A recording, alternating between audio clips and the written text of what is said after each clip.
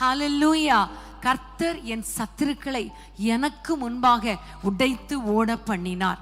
இன்றைக்கு ஆண்டவர் செய்ய போகிற காரியம் என்ன தெரியுமா?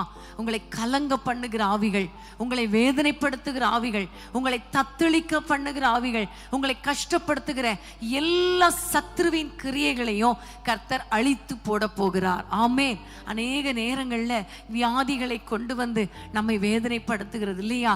குடும்ப பிரச்சனைகளை கொண்டு வந்து சத்துரு பல விதங்களில் நம்மளை ஆடி போக பண்ணுகிறான். பிள்ளைகளுடைய எதிர்காலங்கள் ஆசீர்வதிக்கப்பட முடியலையே என்றெல்லாம் நீங்க வேதனையோடு கூட இருக்கலாம். ஆனா ஆண்டவர் பாருங்க, உங்களுக்கு விரோதமாய் எழும்புகிற சத்ருவின் கிரியைகளை உடைத்து ஓட பண்ண போகிறார். தண்ணீர் எப்படி ஓடுமோ அதே போல சத்துருக்கள் ஓட போறாங்க. ஹல்லேலூயா. சங்கீதம் 23 சங்கீதம் 5 ஆண்டவர் சொன்னார், என் சத்துருக்களுக்கு முன்பாக கர்த்தர் ஒரு பந்தியை ஆயத்தப்படுத்தி வைத்திருக்கிறார். ஆமென். ஹல்லேலூயா. இன்னைக்கு நம்ம ஆண்டவரை பார்த்து ஜெபிக்க போகிறோம்.